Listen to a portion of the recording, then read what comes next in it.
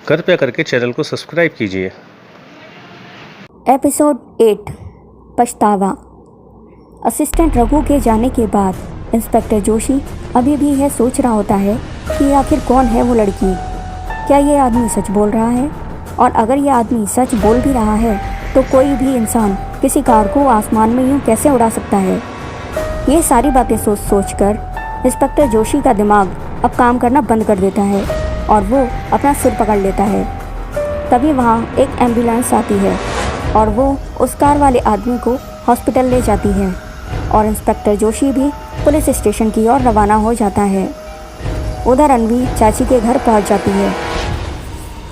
चाची के घर पहुंचने के बाद वो देखती है कि वहाँ टीवी पर न्यूज़ चैनल चल रहा होता है और उसमें आज सुबह की एक्सीडेंट वाली खबर के बारे में दिखाया जा रहा था कि कैसे एक कार आसमान में उड़ गई। इस न्यूज़ को देखकर घर के सारे लोग हैरान हो जाते हैं, जबकि अन्वी इस बात से अनजान अपने कामों में लगी होती है। पर उसके दिमाग में अभी भी सुबह वाले एक्सीडेंट की बात घूम रही थी। जो आज उससे हुआ वो उसे सोच सोच कर हैरान है, क्योंकि उसने कैसे वो कार हवा में उड़ा दी। अन्वी को इस बात पर यकीन नहीं हो रहा था। उसको तो ये सब एक सपने जैसा लग रहा था। तभी रिया ने अन्वी को आवाज़ दी, अन्वी अन्वी जल्दी यहाँ आओ।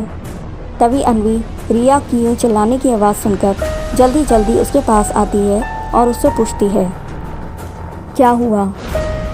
तुम ऐसे ज़ोर ज़ोर से क्यों चिल्ला रही हो? क्या बात है? तभी रिया अन्वी का हाथ पकड़कर उसे टीवी की तरफ ले जाती है। टीवी पर अभी भी वही न्यूज़ दिखाई जा रही है।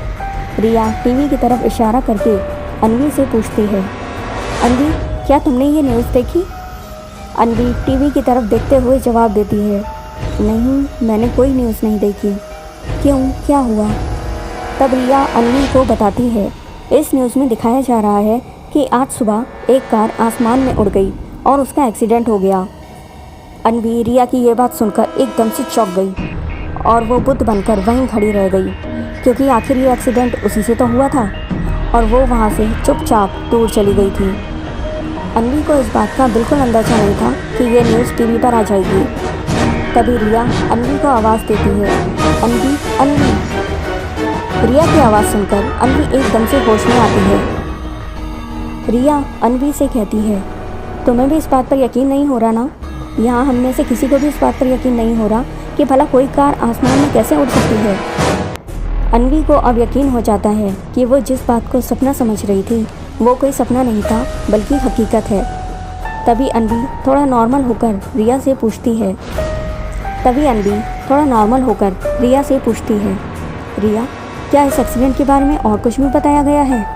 तभी रिया अन्वी को बताती है, ज़्यादा कुछ नहीं, बस यही बताया कि कार वाला आदमी काफ़ी जख्मी हालत में है और हॉस्पिटल में है और पुलिस वाले एक्सीडेंट की तहकीकात कर रहे हैं।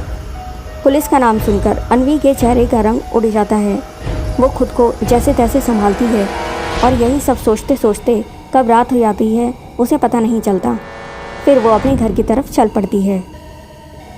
उधर असिस्टेंट रघु एक्सीडेंट वाली जगह पर दोबारा पूछताछ के लिए जाता है। सब लोग उसे यही बताते हैं कि उन्होंने ऐसी किसी लड़की को उन्होंने वहाँ नहीं देखा। तभी असिस्टेंट रघु पूछते पूछते रोड से थोड़ा आगे चला जाता है और वहाँ एक माता के मंदिर के पास पहुँच जाता है। मंदिर के पास एक फूलों की शॉप होती है जहाँ एक आदमी फूल बेच रहा होता है। असिस्टेंट रघु उस आदमी के पास जाकर उससे बोलता है, ए सुनो।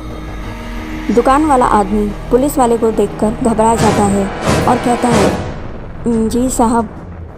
असिस्टेंट रघु सवालिया नज़र से उससे पूछता है, अभी कुछ देर पहले सिविल मार्केट की रोड पर एक एक्सीडेंट हुआ था, क्या तुम उसके बारे में कुछ जानते हो? दुकान वाला जवाब देता है, नहीं साहब, मैं तो यहाँ अपने काम में बहुत बिजी था, क्योंकि सुबह के टाइम मंदिर में बहुत ज़्यादा भीड़ होती है तो यहाँ ग्राहक ज़्यादा होते हैं मेरी दुकान पर। हाँ, पर मैंने सुना है कि किसी कार का एक्सीडेंट हो गया और वो आसमान में उड़ गई। मैं तो बहुत चौंक गया ये सुनकर कि कोई कार आसमान में कैसे उड़ सकती है।